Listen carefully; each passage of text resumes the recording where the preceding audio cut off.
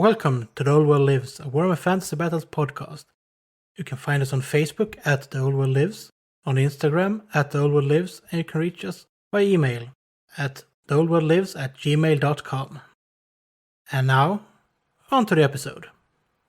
Hello and welcome to episode 39 of The Old World Lives, a Warhammer podcast. I'm just losing more and more words every time I say that, but that does not really matter. With me tonight, I have the usual standby, Niklas. Hello. And alongside Niklas, I have someone that just shows up every now and then, and that isn't Krell, and that is Jens. Hello. And we actually have a guest tonight, which is kind of unusual, but we found some kind of mystical creature on the internet and invited him in. Hello there. I will introduce myself then. This is MrLlamatastic on Twitter, but you can call me Luke because it's much quicker to say. So who are you, Luke? Tell us about yourself. Okay, you're asking me to drop my creds now, is that what it is? You're gauging who is this guy? Why the hell should we listen to anything he has to say? Exactly so. Right, okay.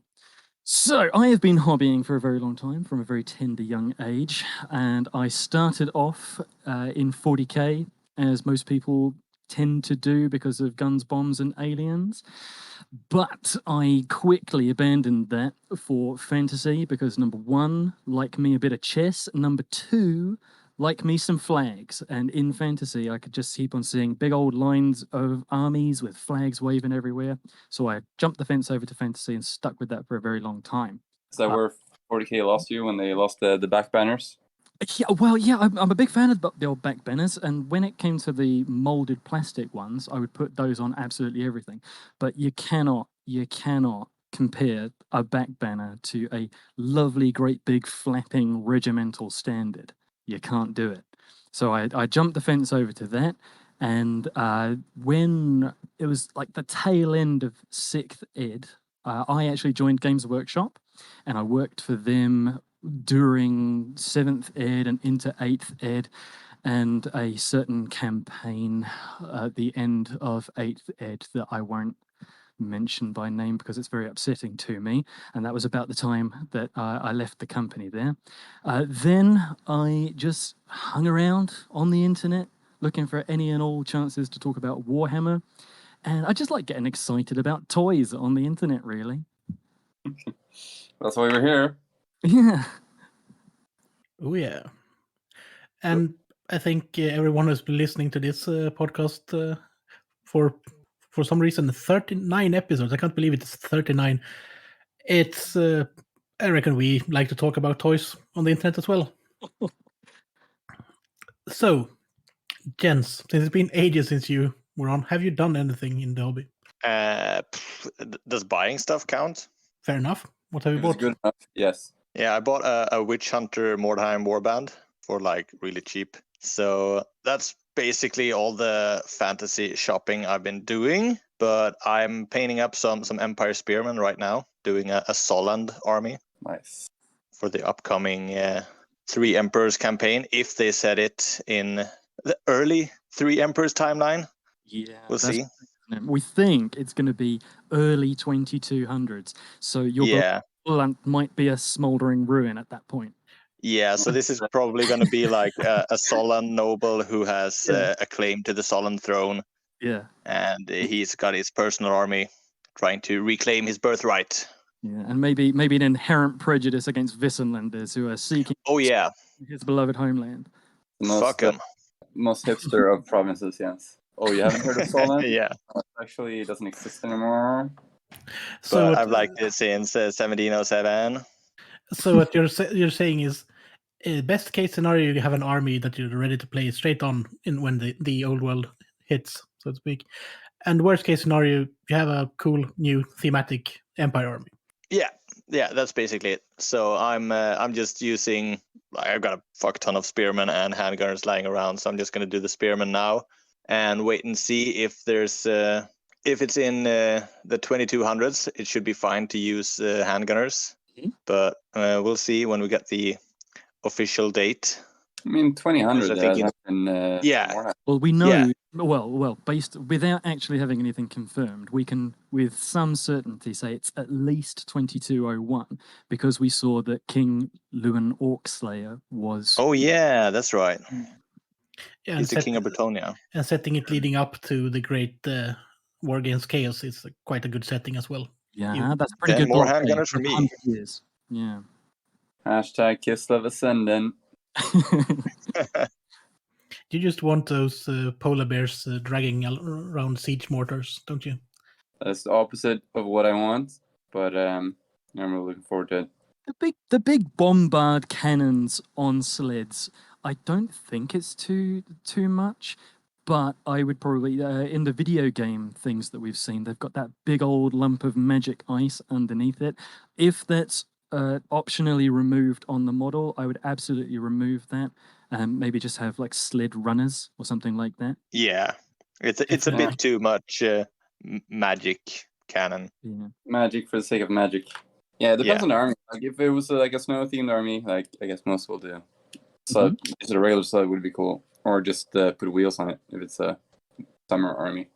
Yeah.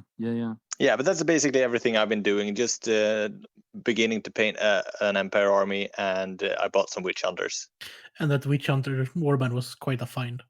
Yeah, it was like a third of the price Yeah. of the usual eBay Yeah, eBay findings. What are they? About 170 euros, so 150 pounds usually. Yeah, and I got them for what, 50 pounds. Nice. That's what I got my kids award on for. Sometimes. Yeah, nice. That's So, Niklas, have you been doing any Dark Elves? Loads. Well, as soon as I got them off your hands, I just dug into this box of treasures and just started doing everything at once. I assembled some Corsairs first and painted 10 up, just to get like a unit painted to test the scheme, which I'm pretty happy with. And now I'm actually assembling some Dark Riders I'm not gonna say today, but in 2 days, we're gonna play some Combat Patrol with some guys in town that used to play mostly 8 or haven't played in a while, or haven't played at all. So I'm gonna show them how 6th edition fantasy works. cool. Nice.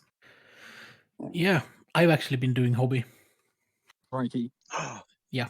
Well, I finished the snake I talked about last time. It's on it's on our Instagram, and I finished my Mordheim Rat Ogre made out of bits and Rat Ogre. Progress. Right.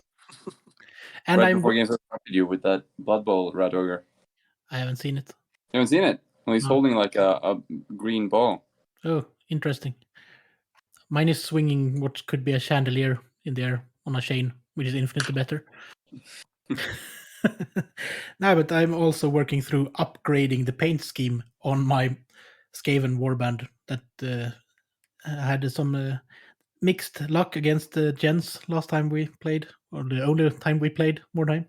Yeah. Yeah, the giant rats, perfect unit in that army. The rest just, can I just replace them with giant rats? Yeah, giant rats are awesome. They're so cheap. Yep, and I'm currently working on Seaguard, which is nice. I painted 1 Seaguard while Niklas painted 10, which is about the speed I'm painting at. Well, progress is progress. Indeed, it's more progress than I've done most of this year, so Looks really good as well. Just take your time. thank you. And Luke, have you been doing anything fun in the hobby lately? So, yeah, for the Well, duration. that isn't a Steam tank. Yeah. Well, don't. I'm having thoughts about getting even more steam tanks. I'm trying to resist. Do it. So for the duration of this year, I've been working on my Empire army from the proud city-state of Nuln. So more guns than you can shake a stick at, tanks, and generally anything that goes boom. That's been going on for all this time. But as we are recording in the month of October, and the October challenge for the podcast was to do something spooky, I downed tools, and I've just completed a rather large spooky windmill terrain feature, which has got me thinking about doing Mordheim again. All the crazy war bands that I haven't done yet. but have had ideas for. So I've been bouncing around ideas from people on the internet, coming up with just things that I could possibly kit bash or convert to put things together. There's been some good suggestions.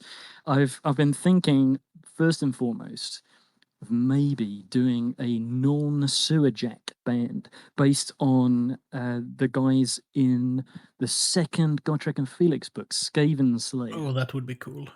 Nice. So maybe guys with like lanterns and torches and whatnot, but then you've got your big bruiser guys with clubs, things like that, wearing some rat pelts by their waists and stuff like that. That's the main idea I'm tinkering around with. Sounds awesome. Then you have the Warhammer Day Vampire as well to theme something around. Yeah. Like That was most very of us, fortuitous. I reckon that would be the center of a lot of warbands.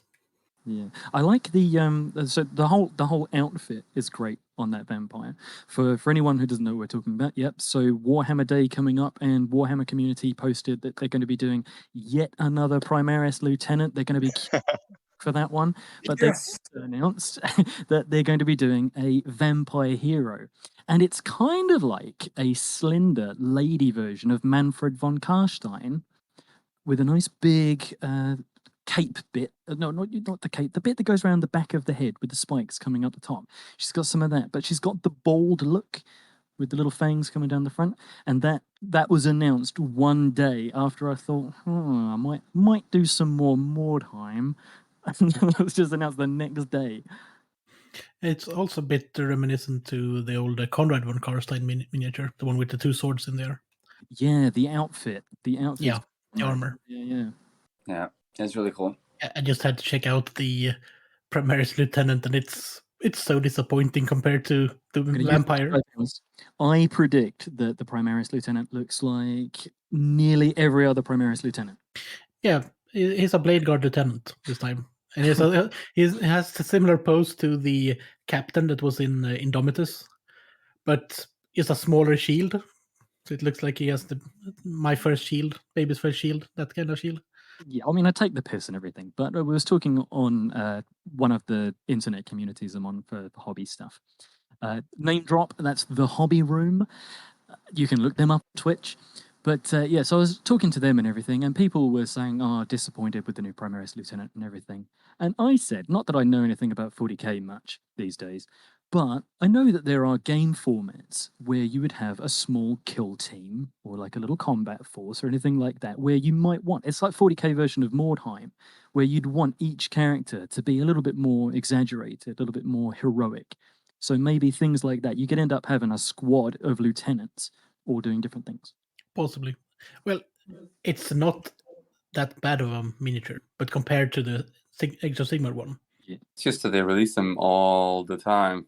Yeah, they could have done anything other than a Primaris Lieutenant. Yeah. Oh well. Speaking of the Hobby Room, you did an interview with us in, what was it, April now? It was around that sort of time. Yeah, you guys graciously answered my long-winded questions, which we posted on their blog site. Yes, I think we even linked to that blog post, at least Facebook. Maybe, yeah. But we talked about things that we might like to see in the upcoming The Old World game, and we talked about things that when we thought that perhaps they might cherry pick from different editions, which bits would we like to carry forward and which bits would we like to discard. And based on some of the things that we found out in that Warcom post with the square bases and Kislev post, a lot of our stuff that was kind of on our wish list actually came to pass, didn't it? Yeah. And the thing about just making the best edition and not just taking 8th edition and upgrade it or tweak it. Yeah. That holds a bit of promise. One thing I put in that post, just as a little bit of a tease, was I was asking yourself and Jimmy which things would you like to leave out, and both of you said, horde formations. We shouldn't do that kind of thing. And beside where you guys were both saying horde formations, I posted a picture of Jimmy's horde of night goblins. Yeah. Putting him on the spot. On the other hand, that horde formation of goblins has not the best track record against Jensen, his exploding Hellblaster. It cleans house. It's one thing with hordes of goblins, and it's another with hordes of greatswords. Yeah. Yeah. Also, as one of Jimmy's answers was, he was a big fan of the 0 to 1 limit on things to enforce the idea that something is either more powerful or literally rarer. I mean, you've got rare choices, obviously, but even some of those special choices, while they're not as powerful as something you might find in a rare choice slot, they are nonetheless quite rare, or the rarity through being elite. Like a great sword unit, the general, whatever, he's only going to have one bodyguard unit, so that 0 to 1 limit makes sense. Yeah, I think you'll find out when you play Games Workshop games for a while that the points costs are just half of the equalizing factor of games. Things that cost the same thing are not always going to be evenly matched. So you have to have some kind of other limitations on the game. Yeah. But it is also a bit sad when the best, so to speak, in quotation marks here, units in an army, like you see Phoenix Guard or Blackguard for Elven factions respectively, you won't take them because they are in a competing slot, even though they are 0-1 and they are the best of the best in the fluff. They're quite useless in the game. I sense a segue coming along here. Well, we could all just remove the small limitations of them and have them as core. No, that was not what I was going to say. It is, I think Dota 1 is a good limitation, and as you said, with making them feel more special, like a bodyguard unit. Yeah. But they have to fill a slot in the game, not only as a fluffy thing, if you want to have them competing at stuff that they can actually do things. Yeah. But they do look cool, those units. Yeah, I think it's very hard to get the force organization just right with every unit. Yeah. And I reckon a few units are just there to reinforce the theme. And they're important as well for that very reason.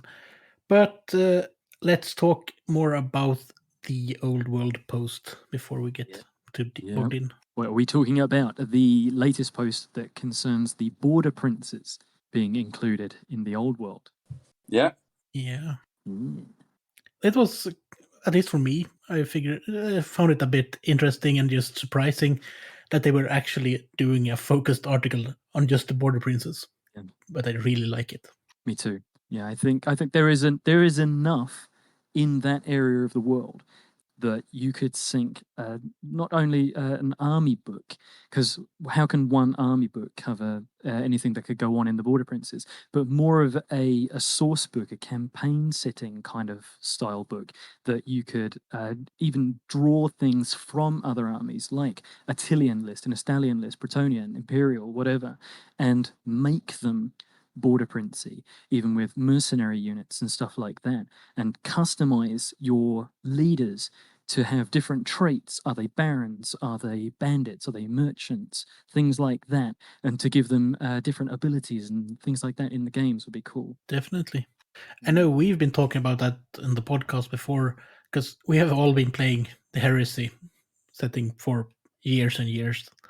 And those books are a bit like that. When you have one book that you can build on with the next book, that can build on with the next book. And that would be maybe a good way to have it here for all of the things you could ally in to a Border Princess Force. Yeah, it's just so crazy with everything they release. It's like they show one small part of the map, and you're like, oh yeah, I could base a whole game around that. Like the first pictures they show the Empire Promises and the time with 3 Emperors, and you go like, oh, is this gonna be like an entire game about just that thing? No, here's a map of Kislev. And also here's Cathay, and also here's Border Princes. Oh, and did we mention the elf colonies on the coast? Yeah. Like, it's just so many things. Like I have no idea what the game is actually going to be like. So in this post that we got on Warhammer Community, we end up with a picture of the border princes, so south of the Black Mountains, in between there and encompassing a little bit of the Badlands. And across the entire map, there are a number of shields with heraldic devices and what we assume to be house names above those shields. At the top east, northeast of the end, we have a sanguine-coloured chalice on a black field that is labelled Harkon, which certain members of the Old World Lives podcast team must be happy about. And that's an established character in the fluff. It has been mentioned. It has been mentioned. And then what you've got is a number of other shields with very distinctive sounding names, which identify where these people might come from, where the prince's heredity is, or where their people's heritage may come from and everything, with some, identifying imagery on the shields. And above each is a name that we presume belongs to that house. We've got one that people have been having a little bit of fun with, the Frenchy sounding Gaston for a Bretonnian one, and we have what seems to be some sort of Kislevite exclave called Uvetosk. And I have spotted a very little Easter egg to do with this, and I've gone all through the Twitters, and I can't see anyone that spotted this very same Easter egg, so I would like to share it with you now, if I may. Sure. Okay. So, back in 2006, for Warhammer Fantasy Roleplay 2nd edition, there was a supplement called the Renegade Crowns, which was how you could set up a campaign to have an adventure in the Border Princes, and you would set up different settlements and everything like that so that you can pretend that you are having these border conflicts and your fiefdoms and everything like that. At the back of that book, in Appendix 1, Border Prince Names, there are randomization tables for rolling the names of settlements. And the guys at Games Workshop have used that table to the names of these places. Every single one of them has followed the randomization roll table. So you've got the Imperial one, the Kislevite one, the Italian one, the Sicilian one, the Bretonnian one. And I love it. I think it's brilliant that they've used this resource from back in the day to generate these places, because they've announced that there's no way you can pin down exactly what settlements and who's owning what in the princes, because it's going to change from day to day. It's just supposed to be a snapshot. But I just love that they've used that from their existing fluff. That's a Was great awesome. find. Pretty cool. That's such a great find. Yeah. Well spotted. I mean, It helps if you're just some sort of Warhammer obsessed hermit that doesn't go out. To be fair, hasn't that been most of us the past year and a half? Did you know it straight away, or did you have like a going through the books moment? It was the name Uvetovsk that jumped out at me. The other ones, I thought, oh yeah, fair enough. And Akilena for the Tilian one there. Those are the ones that jumped out at me. I went, hang on a second. I've before, and then I start going through all my PDFs. Riddles in the dark. Nice. Well spotted. Yeah, would be really cool to play like a Kislev enclave down there. I have to rebase my whole army from snow to Badlands. Just call it White Badlands grass, Just the dust of bones. or have the table just be Badlands or a grass mat, and just use your snow bases and say it's the witch that does it. That's true. Weren't there a Tomb King symbol on this map as well? Yes, there are a number of little ones. There are a number of little tomb icons around there. Because harkening back to that very same Warhammer roleplay thing, when you were generating what was going on in the Border Princes, there was the ability to roll Khemri monuments and dwarf ruins and things like that all over the place to reflect the idea that the Empire of Khemri would have pushed that far and then receded afterwards, so leaving stuff behind it. Yeah. Most of the Border Princes were a part of the Northern Khemri Empire at one place. There's a book called Night of the Demon that is set in the Border Princes, which is the follow-up on Day of the Demon, and the two main characters and a few tag-alongs actually enter a tomb of I think he was the commander of the armies in the Border Princes, and he's been chaos corrupted. Spoiler. But he was a tomb king. Nice. Yeah, they pushed all through like on that map. Like it looks like they pushed all through the Blackfire Pass and up to Taelia. Yep, sure did. And there's like barrows still there, which is a great theme for an army as well, like a Tomb King's army that's based on the more northern armies. And then you have what looks like it's burning, the Elven enclave of Tor Anrock. Oh yes. You love to see it. You love There's not many elves an left elf from that tower on place. fire. Yeah, is it the 2 elves still alive left from that place? There's every now and then a little unit of shadow warriors sets up residence there, don't they? To Yeah. But then you have the Citadel of Myrmidia. That could be interesting if you wanted to do some kind of Knight of the Blazing Sun army theme, perhaps.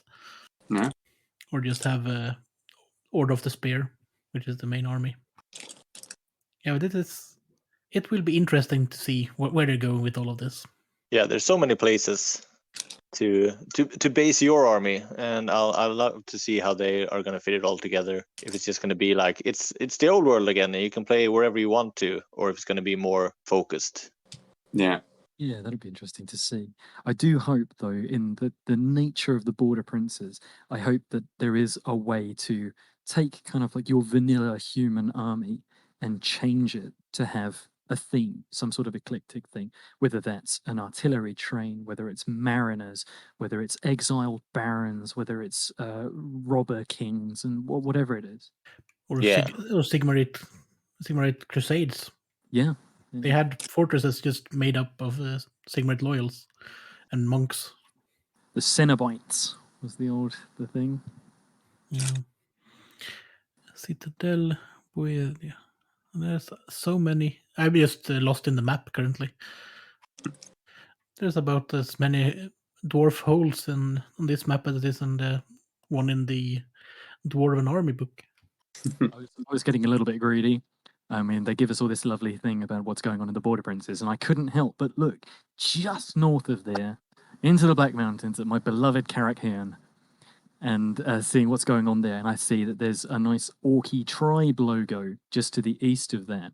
And I've been fishing for a good Orc tribe to paint mine to be good enemies to my dwarfs, and also that conspicuously empty spot around Zoll Vissenland kind of area with nothing labeled there. So I got my little hopes up thinking that perhaps that subsummation of Zoll and Zudenland into Vissenland and any conflicts that might arise, I was hoping maybe that was going to be like a little mini conflict area. We're actually going to get how that was resolved maybe.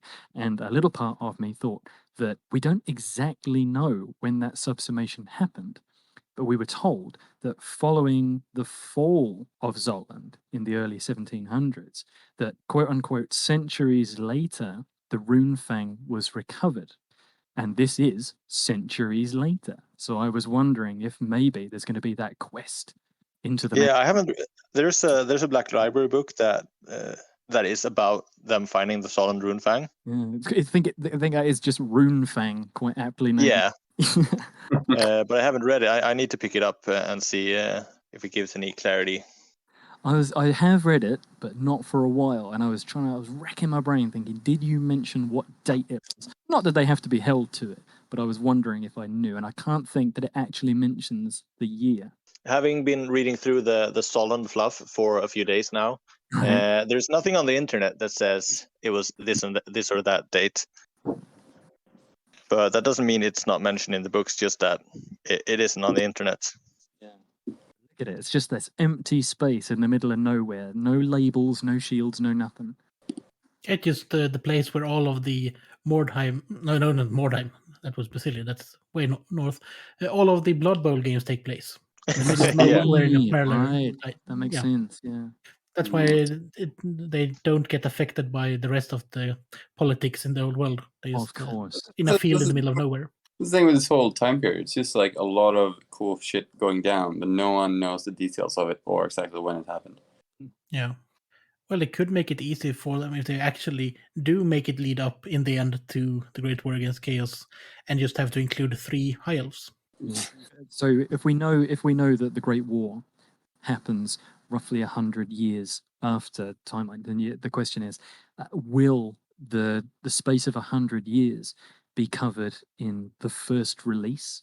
He says, hopefully first of however many releases of the old world, or whether there will be things like Storm of Chaos and stuff like that come out to add to it, to move the story forward a little bit.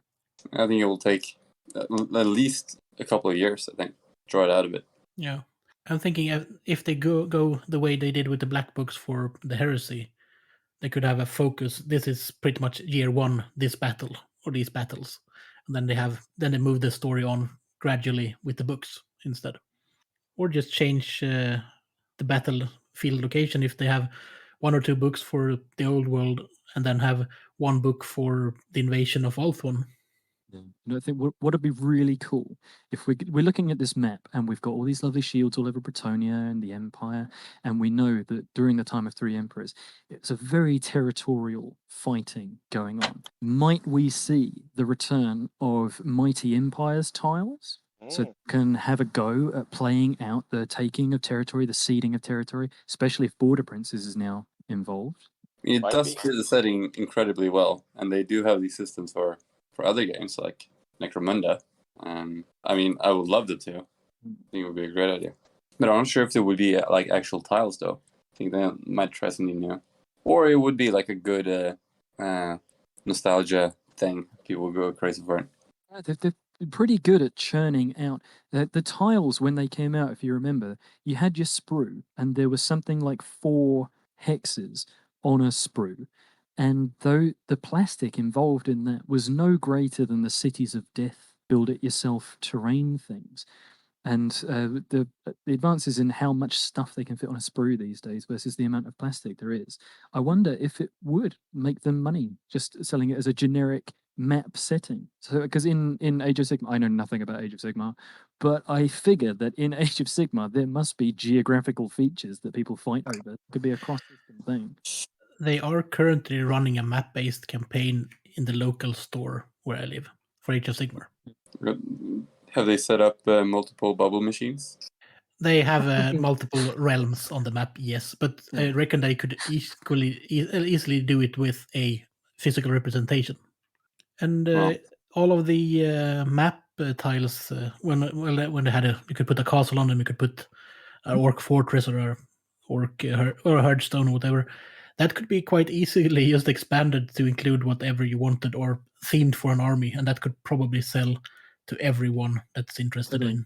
So instead of having so your castles, your great trees, and everything like that, they could have whatever sci-fi stuff is in Age of Sigmar that identifies the locations and everything. Because each tile had a little hole in the middle that you could just plug something in. Yep. Or it's a flag, just claim ownership of that hex. And very often you'd put your castle in the middle of that hex, and the castle would have a little hole in it, so that when you put the flag on, you're claiming the castle which is on the hex. Yeah. And wouldn't you, if you were playing, say, Wood Elves, wouldn't you rather have a fancy tree than the generic Empire fortress? Yeah.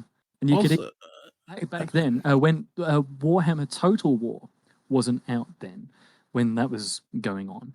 And since then, we've gotten a little taster of what might be achieved with, it's kind of, I can't remember the exact wording they use, but it's kind of like ley lines, where you've got your realm that the elves have taken over, and they draw a direct line.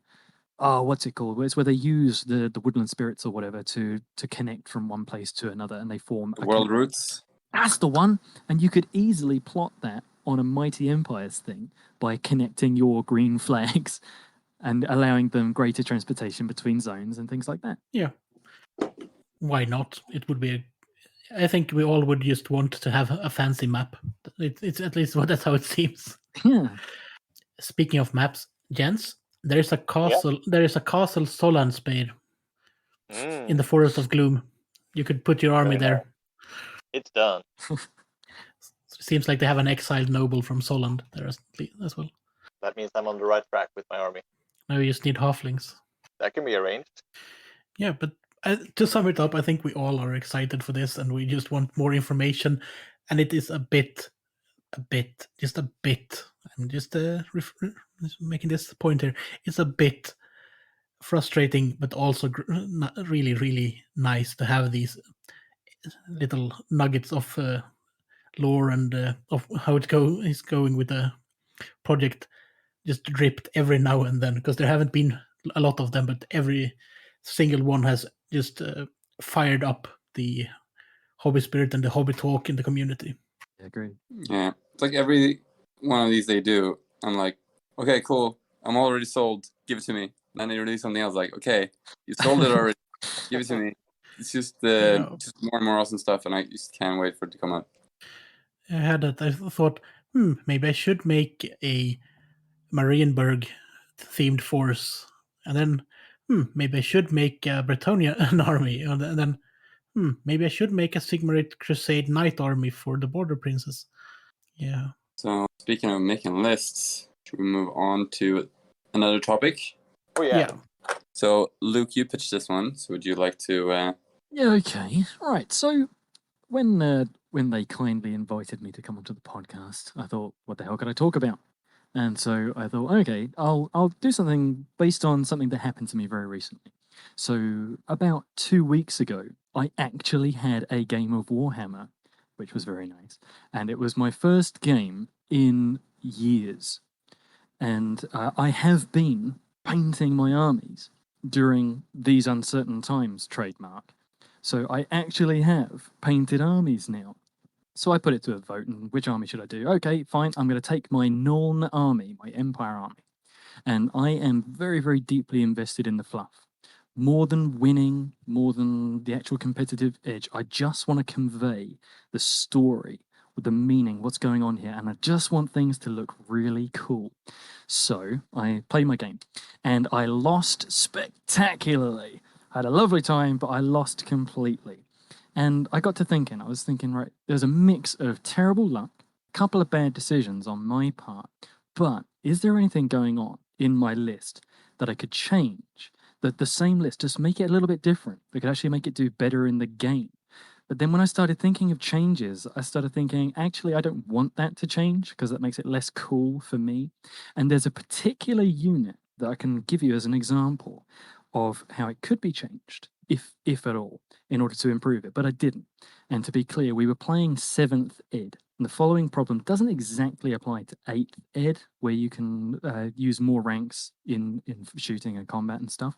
But in this army, I put 2 units of 20 handgunners with full command because it's been scientifically proven that what's cooler than a big rank of gunners is 2 or more ranks of gunners with a big flag. Cool, right? So I needed to include those. Those were the important on top of my steam tanks, which I included 3 because there you go. So I've got my 2 units of handgunners up the front. Now I've paid for 20 gunners and a command group. One was towards the left-hand side, and one was towards the right-hand side. Over on the right-hand side, that increased number of models and the rank and the fact that they had a banner and a musician actually won a couple of fights. One outright and one based on a tie where I had a musician and the attacker did not. So they actually made their points, even though that rear rank just suffered a couple of wounds, didn't really do much. They weren't doing any shooting. They won the day because of this extra cool factor that I gave them. But over on the left-hand side, the other unit of handgunners, they managed to shoot every single turn of the game, which is quite good, because I went second to begin with. But that means that rear rank of gunners that I paid the points for, just to look cool, did nothing in the entire game. It was just that front rank doing the shooting. Now, I could have done 2 lines of 10, plus or minus the flag. You've got to love a flag, but I don't strictly need it. But having 2 lines of 10 means I would double my output and possibly get more out of the unit in the game for the same points. But I don't think it looks as cool. I like having that great big block of gunners.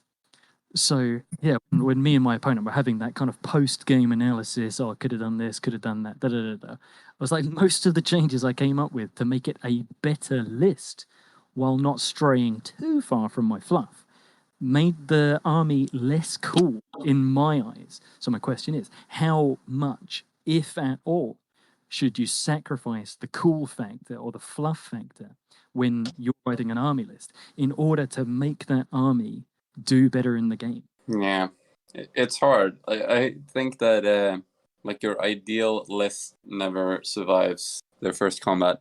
There's always some changes you like to make.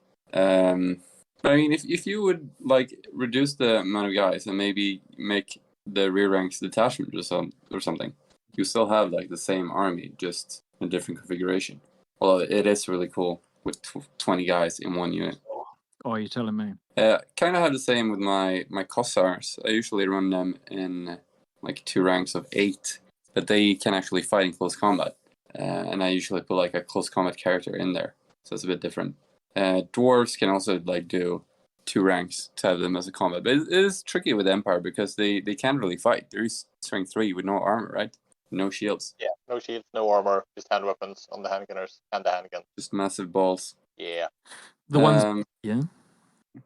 So yeah, I'd say like definitely keep the like main use of handgunners. So I'd say maybe make detachments, but like as a general thing of how much you should change your list, I think it's fine to change it if you keep the main theme, and definitely if you have like a couple of units that are the focal point of your theme, it's tough. Yeah, if you're gonna do a Nuln army and not do giant blocks of handgunners, why are you doing a Nuln army? Yeah, it's the rules.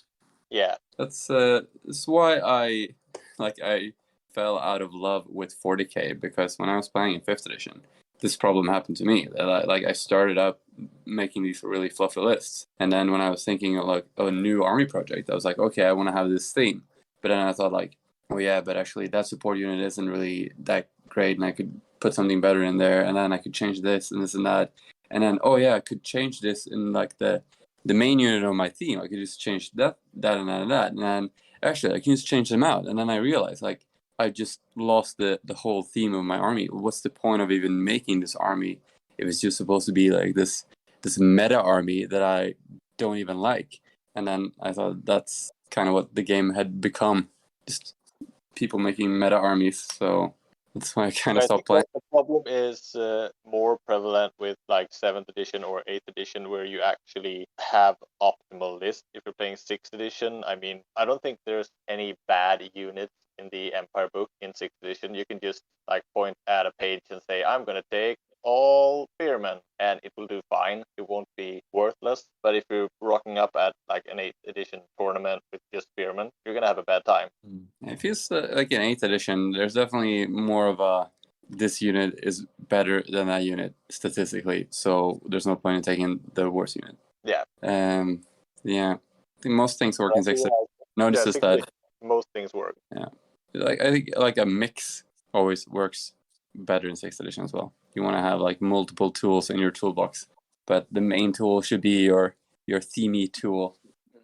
I mean, one unit that I was considering taking, but I didn't have the points remaining, and 2, I don't know. I've got a unit of 30 Forge World Norn Ironsides in ranks of 15. Front rank all kneeling, rear rank all standing, aiming guns forwards and looking badass. But again, that's it looks amazing, but that's going to be in if I do it in those 2 ranks of 15, that's going to be 15 shots. Those other guys to look cool and die. Yeah. I definitely do the detachments. Yeah. So what you think, like a unit of 10 with 2 5s either side? Yeah. Because then it just looks like the rear rank has formed up on the sides to be able to fire. It's an idea. You could even put them like, if you have a hill, you could put the detachments behind on the hill and the main unit in front, and they can defense fires. But can I still have my flag? That's the very important question. Yeah, 10-man unit can have a flag. Gotta have my flag. And the champion can have upgrades as well. Yep, repeater handgun is my thing of choice, but if it comes to it, I'll go for the Hotgun long rifle. If I'm feeling lucky, I want to take a couple of pot shots at an enemy character. With What your it's dice for. luck. Oh yeah, no, I had a terrible time. So I spent my whole lockdown painting an army. So you've got that usual superstition of, oh, this is the unit you've just painted. It's gonna do bad again. Well, that was my entire army, and yeah, it didn't do very good at all. Not one bit. My Grandmaster lost in single combat to a Beastman unit champion, and then fell off the table. My warrior priest didn't land a blow before getting just run over by Gores and Gores. My wonderful old reliable steam tank, its Hellblaster, blew up on the front of it. No, seriously, it's just a litany of bad luck. I made a couple of stupid tactical decisions, fair enough, but what I was saying to my opponent, I was like, if you sink the points into a decent unit, sometimes you can have a little bit of bad luck, or you can make a stupid decision, and just the quality of the thing you've put on the table can kind of soak it for a turn or two. But oh man, I had such bad luck the whole game. I had a lovely time, but just terrible luck the whole game. Yeah, sounds like my usual dice luck. I think in most of the games we played inside the podcast, it's been I'm trying to cast a spell and my mage miscasts and loses the ability to cast more spells. No fun for you. When it happens more than once, it's a trend more than bad luck. But I did manage to stab Jens's knights with the dagger she was carrying. Yeah, that was bad on my part. Bad dice luck on my part. I can't do 2-up saves. Yeah, they draw the close combat. Your knights and my mage. Yeah, ridiculous. Yeah, I personally rather like a themed list over an optimized list. They usually look better on the table as well. Yeah, and if you're playing your friends, I mean, no one wants to lose horribly every time they play. But if you're playing someone who has a themed list and they lose every time, maybe tone down your own list and do something cool instead of just choosing the optimal thing. Yeah, tournament armies are quite a different beast. Yeah. I can't get over it. So, you know, when people are like really into the tournament scene, they'll just go online, look up the army list of the thing that won, and just turn it into a shopping list. So where's the fun in that? You're supposed to, you know, sit home and think, okay, what's going in my army? And if you're me, you're thinking, where in the world are these people from? What year is it? What have they got access to? All that kind of stuff. Yeah, I've looked up a 2005 tournament list for high elves, 2250 point list. And it's an archmage, a level 4 archmage, a commander on Barded Steed. Then you have 2 units of 20 spear elves, 2 units of archers, 2 units of silver helms, 1 unit of shadow warriors, 1 unit of dragon princes, 2 chariots, 2 eagles, and 2 bolt throwers. Fun. That sounds like a good army, though, doesn't it? Not just, you know, performance, but it sounds like one that's going to look cool on the table. Yeah, it went 6-0 in that tournament as well. Yeah, well, I mean, it doesn't sound like a horrible list. Like, it's not like a spam of cannons or anything. So it sounds like a balanced list. Everything is matched up, but as tournament lists go, they were going to say this isn't as bad as some that are just that we see in later editions and later on in 6th edition as well, when you have all eggs one basket and putting the White Lion special characters with Phoenix Guard and the Phoenix Guard special character with your White Lions. Yeah, that kind of thing. Yeah. I think it's pretty easy to make team lists in 6th edition, at least. It seems like whenever I try to make like an army by a theme, it's never really a weak army. Like my dwarves with no gunpowder, it's not really a weakness. And my Kislev army lacks loads of things, but it's way more about playing the actual game in 6th edition than depending on your strong list. Yeah. While I've got you guys as a resource, one of my next games that I might be having, we're thinking off the back, we're being a bit jazzed up by actually getting a game of Warhammer, thinking of doing an escalation campaign. So starting off with like 750,000 points, and then each time we play, maybe throwing in an extra 200 or 300 points worth of stuff, whether it's in upgrades or additional units as the thing goes on until you get to big army size.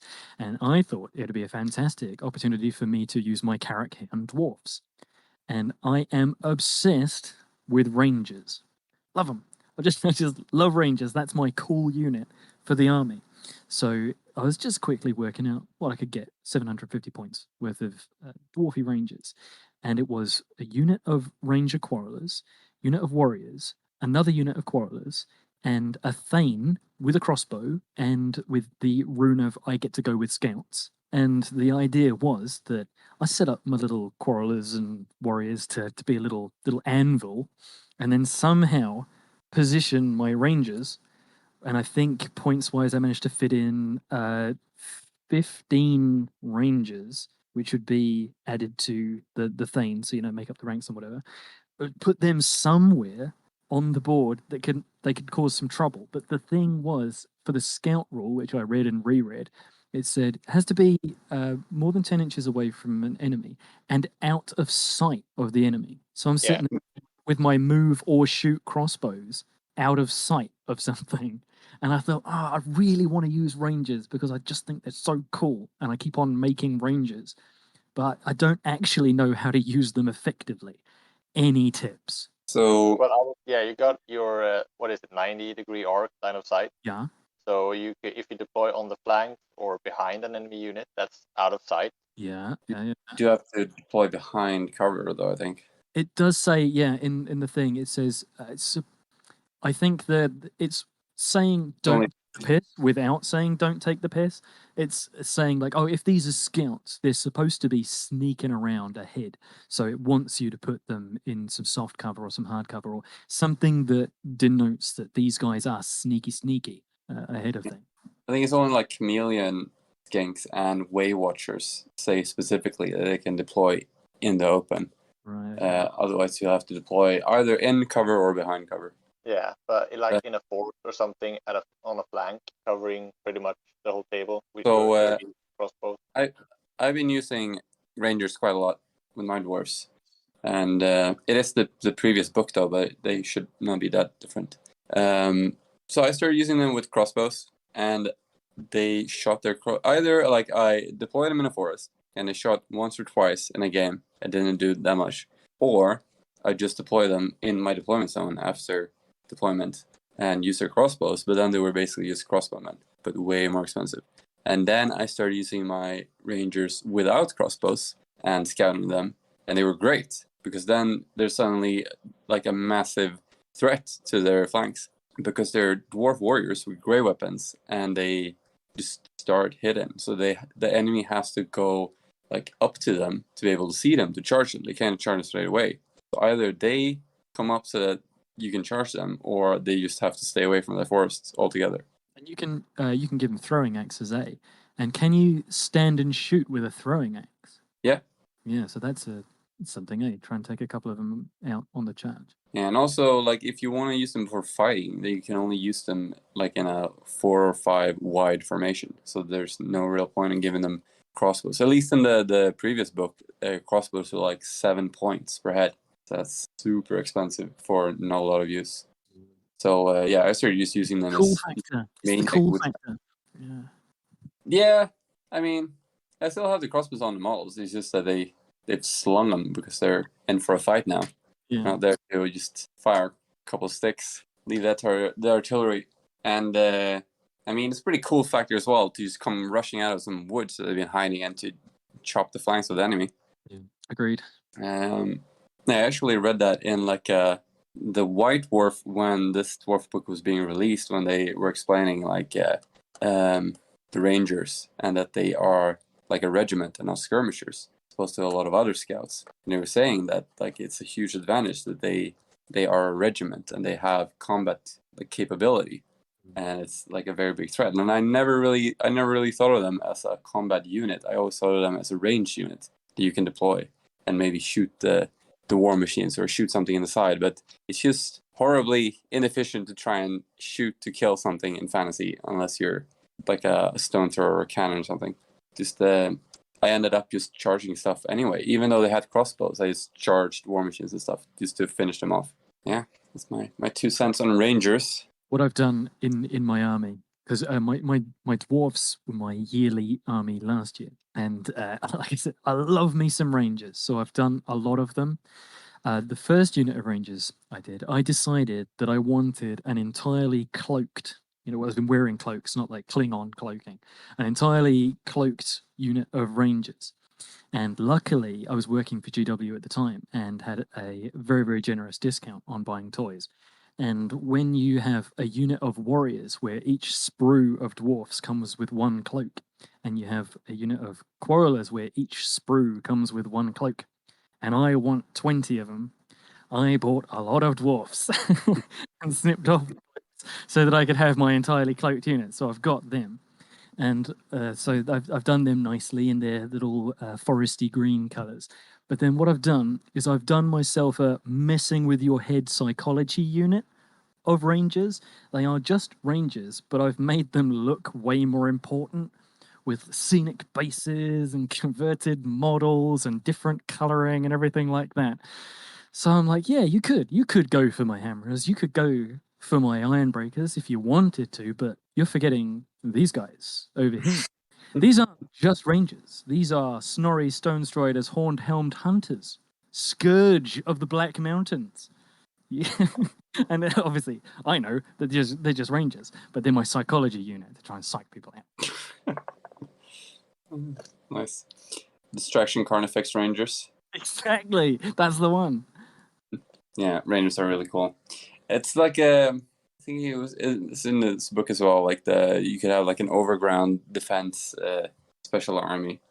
So I guess that's the theme of your army that you're going for. Yeah. I don't know if you could take more Rangers than that, or if they were just warriors. I think Rangers were 0 to 1 in 6th and 7th, but they were anything you like in 8th. Yeah, I think they're rare in 8th Oh, actually. yeah? Oh, okay. But they have, I think they have throwing axes and crossbows base. Okay. Yeah, it's a really cool army. Trying to like how you could get some more like Rangers, because they're only 0 to 1 in the 6.5 book as well, right? Sorry, say again? They're a 0 to 1 choice in the 6.5 yeah. book. Yeah. Yeah, could use the Strollos rune to get some other warriors up there. Some Grey Weapon warriors. It's the slower Rangers. March up. Yeah.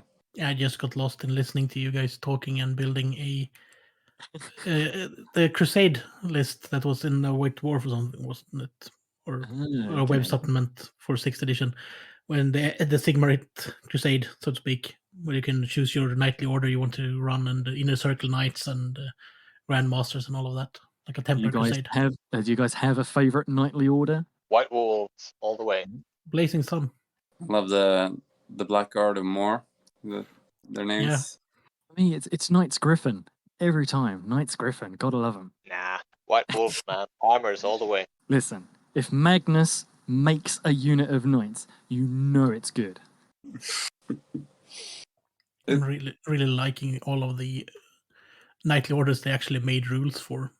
Yes, there was that bit, wasn't there, where you could take boons and negatives, whatever they called the negatives, to customize your knightly orders. So, like, some of them that was cool. strong, but they, which means they would pursue all the time, or they'd have to declare a challenge and stuff. And then you had other ones which had other psychological effects, didn't they?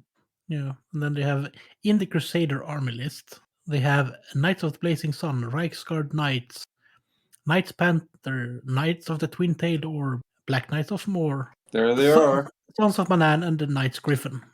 Although I've gone for the Knights Griffin colour scheme that came a little bit later. In 6th, there was some greens and stuff going on, sort of blackish greens, but I've gone for using the contrast paint Flesh Tearers Red over metallic to get that nice kind of plummy red, purpley red kind of colour for the barding. Nice. So for your Null army, Yeah. The thing that I find really interesting with Nome is not the gunpowder, but the fact that they are like one of the most pious Sigmarite cities in the Empire. Absolutely. So you got that in your theme as well? So I have an embarrassingly large number of flagellants, Nice. none of which are painted, but I've got so many. I have got more flagellants than are allowed in an Empire army. So yes, they are going to be featuring at some point, and I've got a load of warrior priests. Again, more warrior priests than I could actually field in an army. The one thing I am lacking, and I am kicking myself, is the plastic war altar of Sigmar. I'm a big fan of that plastic war altar, and all it is a Hurricanum with one extra sprue. That's all it is. That single little sprue, which allows you to build a Hurricanum as a war altar, and yet going on eBay for hundreds of pounds to try to get a war altar.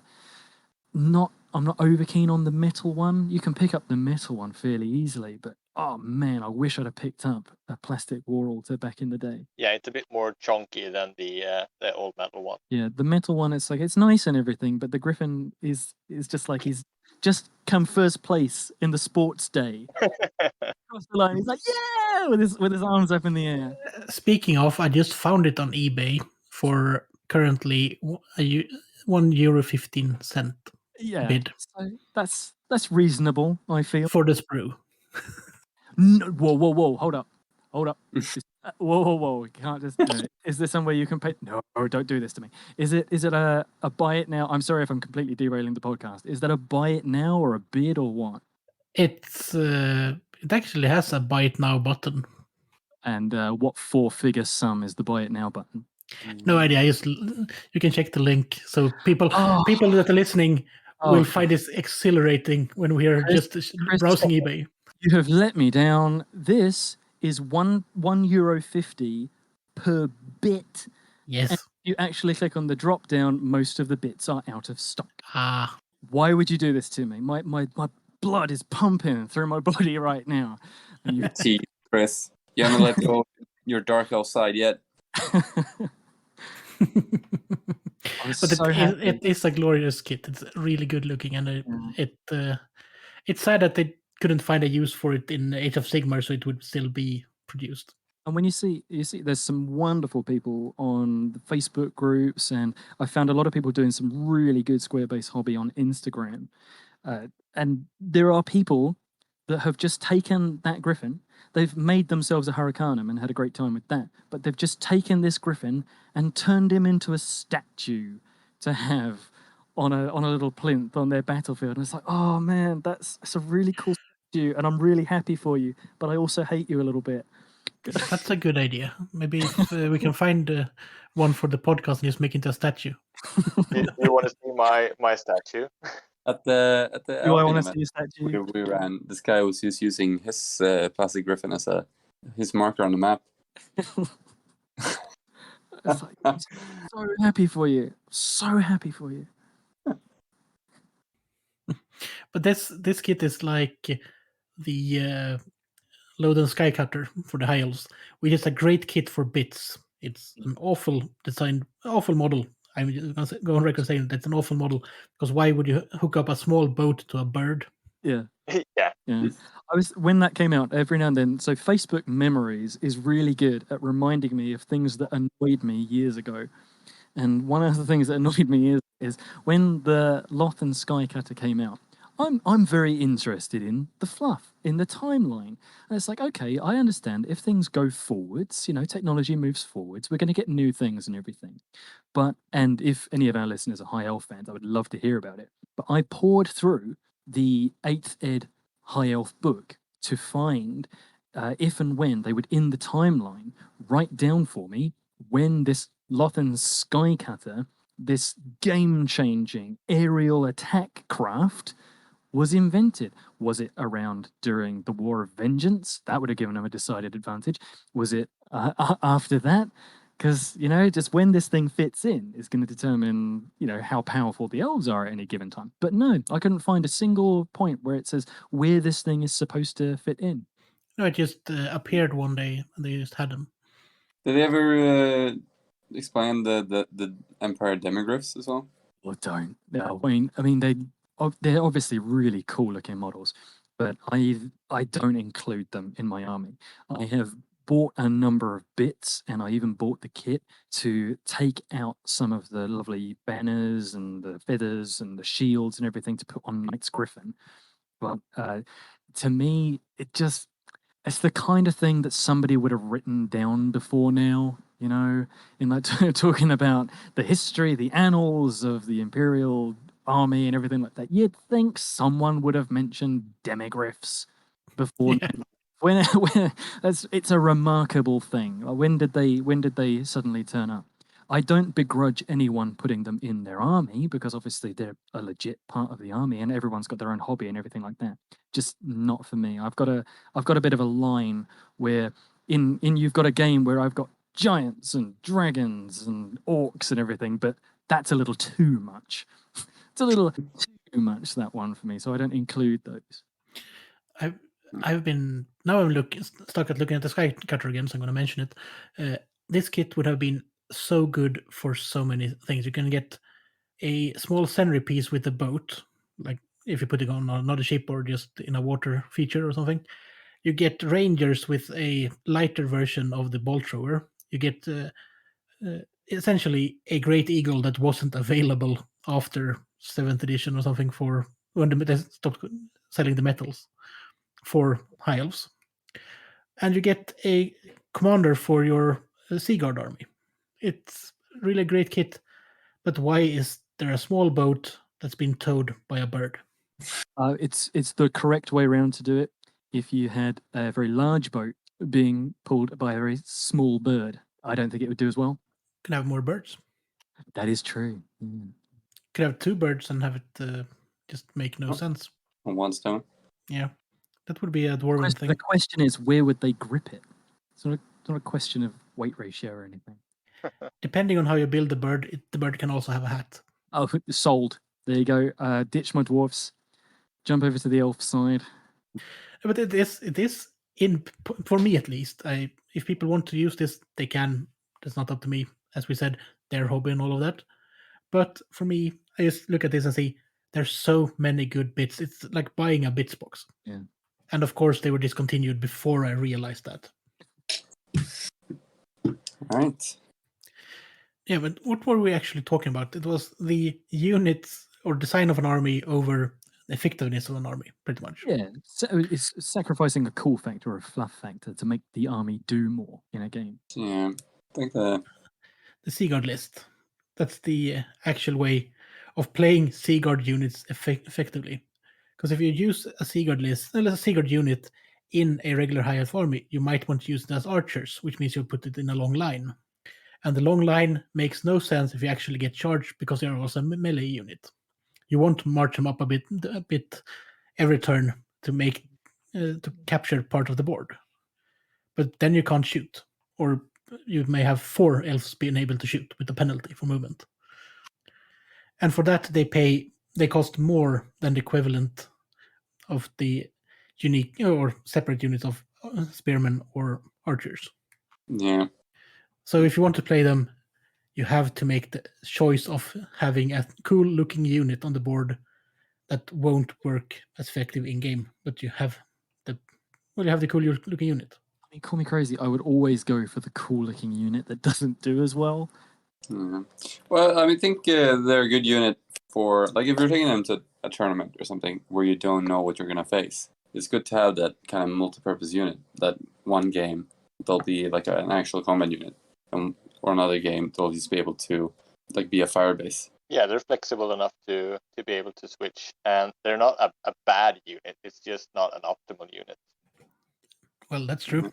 That's the problem. This is the same problem with Dwarf Rangers. I mean, being good at 2 things means that you're going to be really pricey. Yes. Yeah, and I think one of the things in the Elven army is that they do directly compete with Silverhelms, which is one of the greatest core units in the game. So you'd rate Silverhelms higher than Knightly Orders, would you? How many? Well, what that depends on the list, but for the role they fill, Silver helms are great. You can make an army of entirely of silver helms, pretty much. The only time I've actually, that I can remember anyway, written an army list to try and win a game was when 7th Ed was kind of not newly out, but it was the new edition. And the Empire book just came out with the release of the new state troops and everything. And I found myself sitting there thumbing through the pages.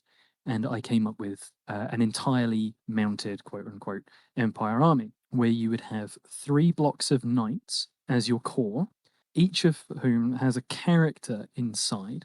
I believe it was a BSB, a general, and a warrior priest, all mounted, obviously. And each of them, the balance of their magic items and everything gave each of those units some magic resistance of varying quality. And then on the flanks, you have 2 units of 5 pistoliers, and then a flavor steam tank that you can decide to put either side to aid where necessary. So I was just writing this for fun and everything, but like I said, I don't really care too much about winning. I was just thinking, I wonder if I could write a list that did well. My store manager decided to, without telling me, take that list, buy the army, and take it to a tournament. And he actually did quite well in that tournament. I think he said he came like 3rd or 4th or something. I can see that being a pretty good list in 7th. Yeah. I mean, fully mounted high elves armies can be really savage as well.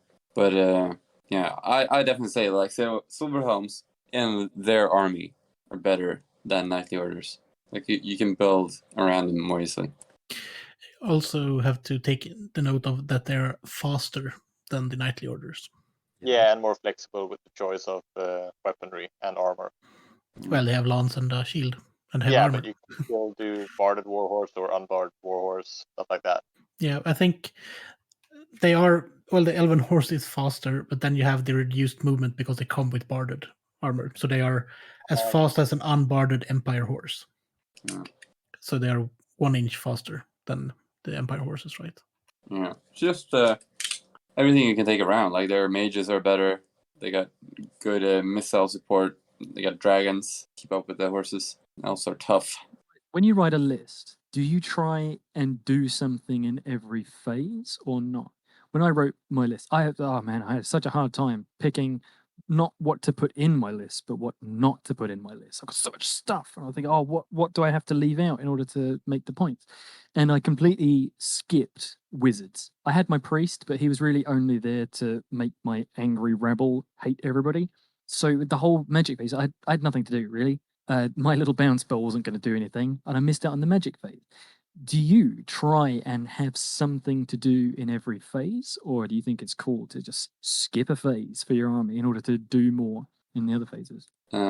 Personally, I play dwarfs and Kislev mostly, so I barely ever have a magic phase. But when I do, it's a lot of fun. So I like try to take the Anvil of Doom for dwarves, even if it's not like the optimal choice. I usually take it because it's just fun to do some other things than just moving and shooting and barely moving. So yeah, definitely. Like once you get to know your army, try and expand and like the amount of things that you do in the game. And with the elves now, like I definitely wanted an army that can move more than the dwarves. You can move infantry around and also use a lot more magic. So I like, kind of picked those 2 faces to be the main faces of this army. Yeah, I do that as well, where I'm not doing everything with every army. I'm doing like this is my dwarf army, they're gonna just shoot and do combat. And then this is my empire army, they're gonna shoot and do combat and have some magic. And this is my wood elf army, they're gonna shoot and have magic, but no close combat, etc., etc. But you're playing the Ravening Hordes Wood Elves, aren't you? Yes, no fancy new book for me, it's the old stuff. What about you, Chris? Do you like to have something in every phase, or do you skip one?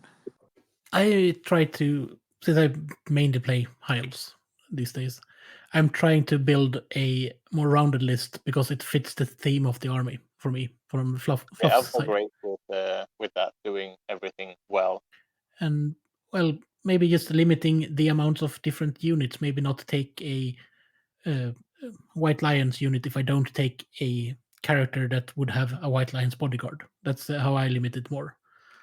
Which is I think bad. definitely high elves and the empire can definitely have a bit of everything in their army and do everything. So very well rounded. Do you build armies for specific purposes, Luke? With your empire, like, do you build different army lists that can do different things, or just all It about may shoot? surprise you. It may surprise you to learn that my Norn army favors the shooting phase. I do like making things go bang, and so what I do is I'll sink all these points. When my opponent agreed to a 3,000 point game, I thought, right, that's my 3 rare choices. Steam tanks, done.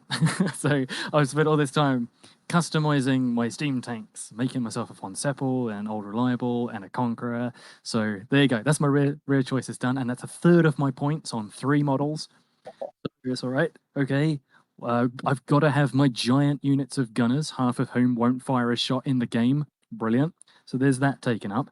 So I've got to have a cannon. So I had my cannon. And I, if you're going to have a cannon, you've got to have a mortar. So I took a mortar. And I thought, well, yep, I've got another special choice kicking around there. So I'll chuck in another mortar. So I had... and then I started thinking, right, I got lots of things going bang. Okay, so I might as well have some close combat. So I chucked in a unit of 20 halberdiers. Well, obviously they need a detachment of 10 gunners. So I was filling up all these things. So, oh, look at all these guns and feathers and flags. It's brilliant. And then I suddenly thought, yeah, if I get in a fight, and spoiler alert, I got in a fight and failed horribly. I thought I'm just going to be in such trouble if I get in a fight. So my grand plan was to do good in combat and shooting. So that's why I tried to have a big old unit of militia as kind of like a characterful speed bump between the enemy and myself, but putting a warrior priest in there so that their attacks are going to get hatred, at least. That was the idea. And a unit of great swords and some halberdiers to just try and have a little bit of barrier. And then my grand idea was I was going to have this unit of knights with a grandmaster, and his job was going to be to Pac-Man its way down the side of the enemy army. And I had this wonderful idea that they were all going to run away and everything was going to be great and there'd be cheers all around. But yeah, like I said, he lost in single combat to a unit champion and then ran off the world. So yeah, I that's why I'm sitting there thinking to myself, yes, I made some mistakes, but if I were to do the same game with the same list, knowing what my mistakes were, even like you say, doing detachments instead of having one detachment of 10 gunners, I would have been so much better having 2 detachments of 5 gunners and little things like that. I wonder if I can put my eggs in the shooting phase and mop up with the combat. That was my idea. Yeah, it's definitely possible. Just how you go about doing it. Definitely. And speaking of that, that is also how I see my army, depending on where they come from within Alphon. If I do my Calidor army, there will be Dragon Princess and maybe even a Prince on a Dragon. If I do a Hoeth force, obviously Swordmasters and more mages. There are ways of theming without theming. Mm-hmm. In the extreme of having 3 steam tanks and not a 4th. Well, if I had a 4th rear slot, I'd have been all over it. What about your flatulence? Yeah, no, I get it. So that's my thing, right? I can do that if it was a bigger army, but I'd be looking. It's like picking which one of your children to kill in order to unit of flagellants, right? I'm sitting there with my 3 steam babies, thinking which one of you is gonna get the chop in order to make room for a unit of flagellants. Isn't there just like 8 steam tanks left to the Empire? That's correct. So if you were to play a game where you had 9 rare slots, would you take flagellants then? Absolutely, guarantee it. Okay. How about using themed steam tanks as unit fillers? Ooh. Did We're talking about like horde-size units, which... Just imagine flagellants dragging a steam tank into battle because it's like that engine filled. fantastic bit of artwork. Do you remember that artwork Oh, yeah. where you've got like thousands That of flagellants huge pulling dragon. towards the Power. giant thing they do. Yeah. Did any of the steam tanks die in that battle? I could have conceded on the 4th or 5th turn, but I decided to continue, and only because I decided to continue did one of my steam tanks eventually die, and it was the Conqueror, arguably the most boring of the 3. The one that I really wanted to do more in the game was the Von Seppel, Just, which is go take ahead. the conquer out for the next game. Put some flagellanals in. They're Yeah. pissed about the tanks being in the repair shop. Yeah. Punish them. Have you any of you actually used a Fonseppel in a game before? I And for don't know. those Is that listeners with who the might not know, Warwick version? that's it. It's the one with the platform on top that has the engineer crewmen in there. Each No, of them. it looks like it has some fun rules. You're right. So what you get, what in the Warhammer Annual 2004, there was a thing called the Tinker chart, which allowed you to customize what your tank was like by picking what weapon it would have or not have, and then you could gain some armor points. So after I had spent all this time building this buddy thing, I decided I'm going to have it in the game, and it sacrifices a front cannon and a turret to gain some hull points, but then you sink a bunch of points into having what's called a fighting platform on top, and that has a crew of engineers. One's got a blunderbuss, which is a flame template weapon. One's got a Hockman long rifle. One's got the repeater handgun. One of them has got a swingy ball on a chain. One of them's got a man catcher, and one of them's got essentially a big halberd that they can do. So they've got a little bit of something they can do in range and in close combat. But I think I was way too timid in my game. I should have run that thing right forwards and started getting my impact hits and everything like that. But I was a little bit too timid with it. But what we're really hearing here on this new podcast, No One Lives making Luke buy more steam tanks, is that there should be a grand game of Steam Tank Demolition Derby written by Yep. the eminent Graham McNeil. Yes, that would be great. And then you can build the fighting pit that you can also reuse for a dino fight. I think having a really big fighting pit, which is essentially Steam Tank Robot Wars, would be really good. How about building a robot for Robot Wars that looked like a steam tank? Oh, saucy. Possibly not powered by Steam, though. Let's see why not.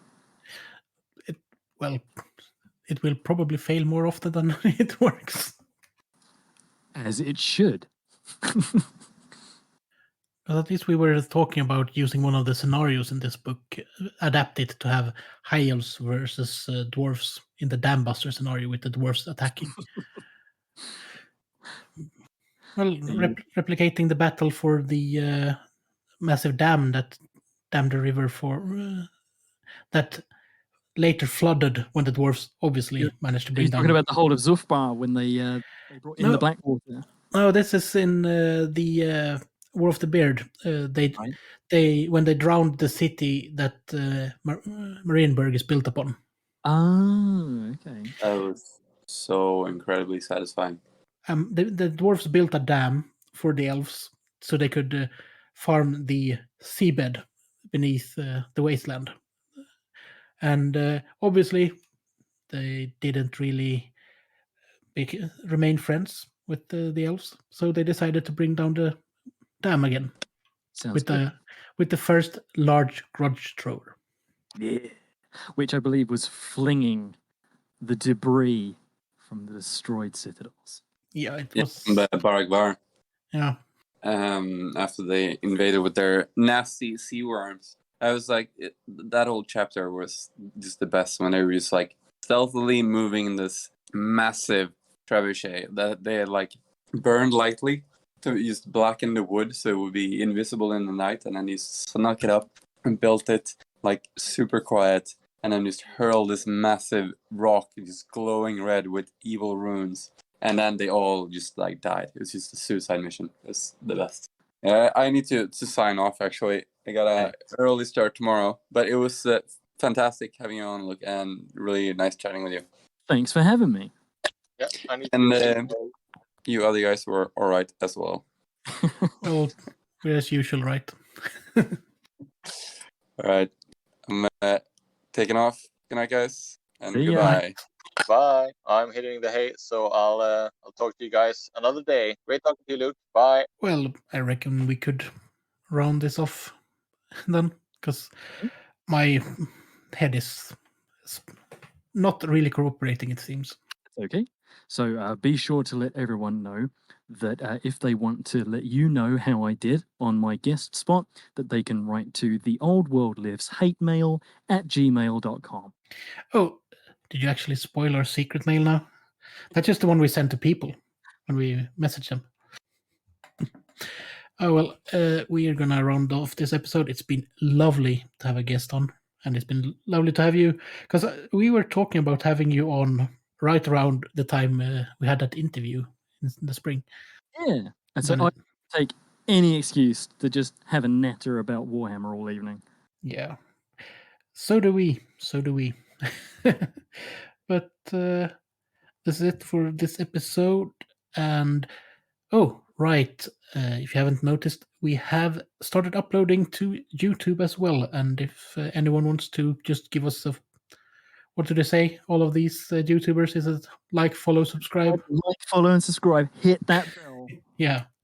The bell might not be necessary, given that that is just another venue for the podcast to be uploaded to. And the fact that we have been planning to do some other content as well, which is why we finally made the push to make the YouTube channel. But thank you for coming on, and No worries. I'll see everyone or talk to everyone in the next episode. Cool. All right. See you later.